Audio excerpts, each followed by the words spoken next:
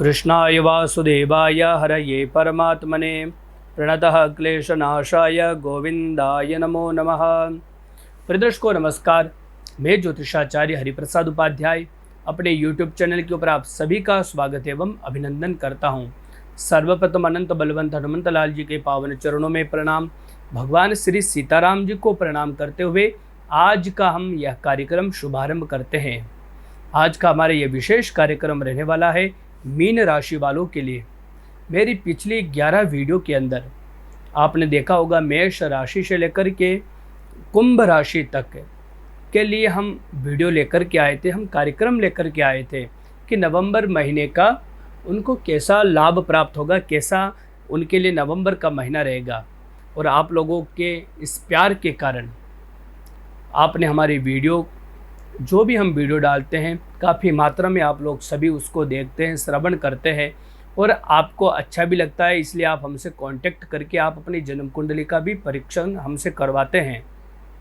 प्रियदर्शकों, ज्योतिष शास्त्र एक ऐसा शास्त्र है जिसकी वैज्ञानिकता का प्रमाण स्वयं सूर्य और चंद्रमा देते हैं। षड ऋतुएं उसका प्रमाण देती है, दिन रात होना उसका प्रमाण है ज्योतिष शास्त्र का, क्योंकि ज्योतिष शास्त्र काल गणनाओं के ऊपर है। ऐसा दिव्य शास्त्र जो जीवन के अंदर घटने वाली सभी घटनाएं, चाहे वो भौगोलिक घटना हो, चाहे वह आपके जीवन के अंदर स्वयं के पर्सनल लाइफ के अंदर घटने वाली घटना क्यों ना हो, उन सभी का शुभ और अशुभ संकेत हमें ज्योतिष शास्त्र के द्वारा प्राप्त होता रहता है। वैसे हर दिन का भी मासिक दैनिक राशिफल होता है, साप्ताहिक राशिफल होता है, वार्षिक राशिफल होता है और पूरे जीवन का भी फलादेश होता है और मासिक फलादेश भी होता है। आज के इस कार्यक्रम के अंदर हम मीन राशि वालों के लिए बात करेंगे नवंबर 2023 का महीना, यानी कि नवंबर महीने का मासिक राशिफल कुंभ मीन राशि वालों के लिए कैसा रहने वाला है। प्रियदर्शकों, सर्वप्रथम आप स्क्रीन के ऊपर एक कुंडली देख रहे हैं। लगन में 12 नंबर लिख रखे हैं, इसलिए मीन लगन की हमने एक कुंडली बनाई है, क्योंकि आज का ये कार्यक्रम मीन राशि वालों के लिए है।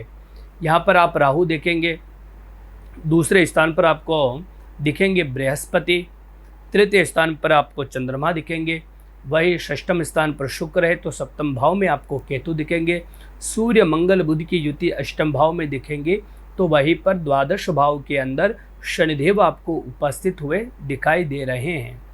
आपकी राशि से 12वें भाव में शनिदेव विराजमान है, तो वहीं पर दूसरे स्थान पर बृहस्पति और स्वयं की राशि में अभी राहु का गोचर चल रहा है। 30 अक्टूबर के दिन राहु आपकी राशि में प्रवेश कर चुके हैं। अभी तक आपकी राशि से सेकेंड हाउस में राहु थे बृहस्पति के साथ में, लेकिन अब 30 अक्टूबर के बाद में राहु आपकी स्वयं की राशि में आ चुके हैं। बृहस्पति जो आपकी राशि के अधिपति है वो फाइनेंस हाउस में जा चुके हैं, अकेले रह चुके हैं। तो यहाँ पर एक बहुत अच्छी बात तो यह है कि अब बृहस्पति जो आपकी राशि के अधिपति है वह अब खुल करके अपना प्रभाव दिखाएंगे। जब लग्नेश धन भाव में चला जाता है तो निश्चित रूप से आदमी का जो मन मस्तिष्क होता है, क्योंकि सेकेंड हाउस फाइनेंस का होता है, धन का होता है, तो परिवार का भी होता है। तो यहाँ पर निश्चित रूप से आप अब अपना पूरा ध्यान, क्योंकि अभी तक राहु और बृहस्पति की युति के कारण अभी तक आप अपने जीवन को लेकर के गंभीर नहीं थे, पैसों को लेकर के आप बर्बादी के मार्ग पर चल रहे थे। बर्बादी का मतलब हो सकता है व्यसन और व्यभिचार में हो, या फिर आप शौक मौज मस्ती में ही अपना जीवन व्यतीत कर रहे थे। पैसा आप बहुत कमा रहे थे, पैसा आप बचा नहीं पा रहे थे। आपके अंदर विवेक की कमी आ चुकी थी कि आगे जाने के लिए, आगे भविष्य के लिए पैसों की भी आवश्यकता रहती है। रोज कमाओ रोज खाओ वाली नीति में आप चल रहे थे, लेकिन अब बृहस्पति अकेले हो चुके हैं और आपके लग्न के अधिपति धन भाव में है, तो अब आपका बुद्धि, आपका विवेक यहाँ पर यह काम करना स्टार्ट करेगा कि अब आपके जीवन के अंदर पैसा कितना मायना रखता है। अब आप पैसों की अहमियत समझना स्टार्ट करेंगे और बचत आपकी अब बढ़ने लगेगी। नवंबर का महीना पैसा बचाने वाला महीना रहेगा। शनिदेव भी अब 4 नवंबर को मार्गी हो चुके हैं, जो आपके व्यय भाव में उपस्थित है। शनि के कारण भी अभी तक पैसा काफ़ी फ्यूजुल खर्चा हो रहा था, लेकिन नवंबर के महीने के अंदर अब आपका जो फिजूल खर्चा है वो होना बिल्कुल बंद हो जाएगा और पैसे की आमदनी तो बढ़ेगी, साथ ही साथ आमदनी के साथ साथ पैसे आपके पास में बचत के रूप में भी रहेंगे। दर्शकों, यहाँ पर आप देखेंगे तृतीय भाव, चतुर्थ भाव में आपको मिथुन राशि दिख रही है। मिथुन राशि के अधिपति बुध अभी अष्टम भाव में है। यहाँ पर आपके माता के स्वास्थ्य को लेकर कहे, या फिर आप अगर हार्ट पेशेंट हैं या आप हृदय से संबंधित किसी भी प्रॉब्लम से ग्रसित थे, तो अक्टूबर के महीने में आपके लिए थोड़ा चिंता का विषय रहा था, क्योंकि चतुर्थ भाव के स्वामी जब भी अष्टम भाव में चले जाते हैं तो निश्चित रूप से यहाँ पर शारीरिक तौर पर कष्ट होता है, पारिवारिक तौर पर भी हमको कष्टों का सामना करना पड़ता है। लेकिन 6 नवंबर के बाद में बुध भाग्य भाव में चले जाएंगे तो निश्चित रूप से अब आपकी माता के साथ संबंध भी मधुर बनेंगे, प्रॉपर्टी के योग बनेंगे 6 नवंबर के बाद में।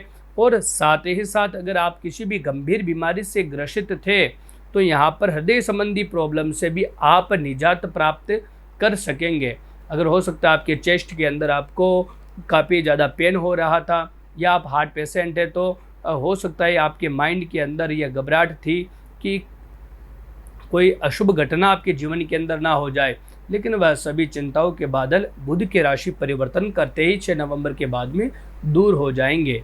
स्वास्थ्य को लेकर के 6 नवंबर के बाद में ये समय अच्छा है, और विशेष रूप से 16 तारीख के बाद, क्योंकि सूर्य और मंगल अभी अष्टम भाव में रहेंगे आपकी राशि से 16 नवंबर तक है। 16 नवंबर के बाद का टाइम और ज़्यादा आपके लिए शारीरिक रूप से बहुत अच्छा रहने वाला है। अगर वही हम बात करें पर्सनल लाइफ को लेकर के, पंचम भाव आप देखेंगे चतुर्थ राशि बनी हुई है, कर्क राशि यहाँ पर उदय है। कर्क राशि के स्वामी चंद्रमा वर्तमान समय में तो उच्च राशि में है, लेकिन चंद्रमा आप सभी को पता है 2.25 दिन एक राशि पर रहते हैं। चंद्रमा सबसे ज़्यादा और सबसे जल्दी एक राशि से दूसरी राशि में जाने वाले ग्रह हैं। तो यहाँ पर वैसे तो किसी भी अशुभ ग्रह की दृष्टि गोचर पंचम भाव पर नहीं पड़ रही है, लेकिन फिर भी यह महीना आप लोगों के लिए ऊपर नीचे वाला रहेगा। विशेष रूप से पुरुषों के लिए, स्त्रियों के लिए तो यह महीना पर्सनल लाइफ को लेकर के काफ़ी अच्छा है।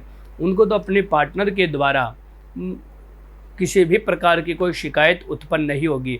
लेकिन जो मीन राशि वाले पुरुष है उनको हो सकता है, क्योंकि शुक्र यहाँ पर अभी 2 नवंबर के बाद में नीच राशि में चले जाएंगे केतु के साथ में, तो हो सकता है कि आप अपने पार्टनर को लेकर के चिंतित रहे, या हो सकता है कि आप दोनों की बॉन्डिंग नहीं बैठ पाए, हो सकता है कि आप दोनों के बीच में मनमुटाव या ब्रेकअप वाली पोजीशन हो सकती है।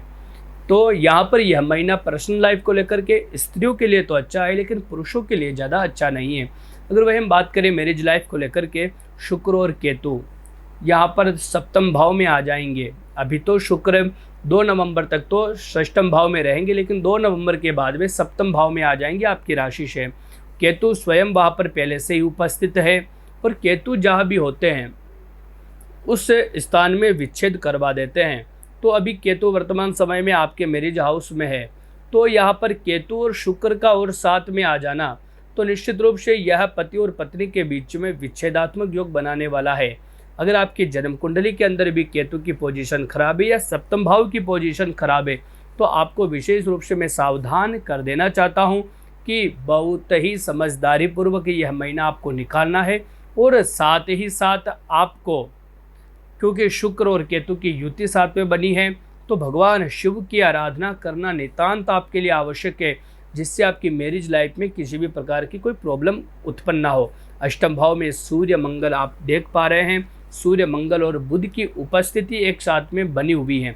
यहाँ पर सूर्य मंगल बुध अष्टम भाव में होने के कारण मैं आपको पुनः सचेत करता हूँ कि आप लंबी वाहन यात्रा स्वयं चला करके ना करें। विशेष रूप से 16 नवंबर तक आप लंबी यात्रा से बचें। अगर आपको जाना हो तो साथ में ड्राइवर जरूर लेकर के जाए, स्वयं कोई बड़ी लॉन्ग ड्राइव बिल्कुल मत कीजिएगा, यह मैं आपको संकेत और सचेत कर देता हूँ। बिजली से आप दूर रहे, करंट से आप दूर रहे तो ज़्यादा अच्छा रहेगा।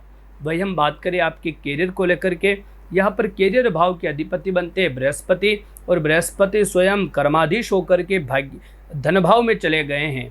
तो निश्चित रूप से यह महीना कार्य को लेकर के तो अच्छा है, लेकिन कार्य के साथ साथ आपकी मेहनत के बराबर अब आपको पैसा भी प्राप्त होगा। इस महीने के अंदर फाइनेंशियल प्रॉब्लम आपको नहीं आएगी। करियर में हमेशा इस महीने के अंदर ग्रोथ ही दिखाई देगी। किसी भी प्रकार की रुकावट आपके इस महीने में नहीं आएगी। कार्यक्षेत्र को लेकर के नया व्यापार आप स्टार्ट करना चाहते हैं तो नया व्यापार के भी योग यहाँ पर बने हुए हैं। अगर अभी तक आपको जॉब नहीं मिली है तो नवंबर के महीने के अंदर, विशेष रूप से 6 नवंबर के बाद में आपके नौकरी लगने के भी चांसेस बने हुए हैं। तो दर्शकों, ये रहा मीन राशि वालों के लिए मासिक राशिफल। मैं आप सभी से विदा लेता हूँ। एक बार पुनः आप सभी को नमस्कार। जय श्री हरि।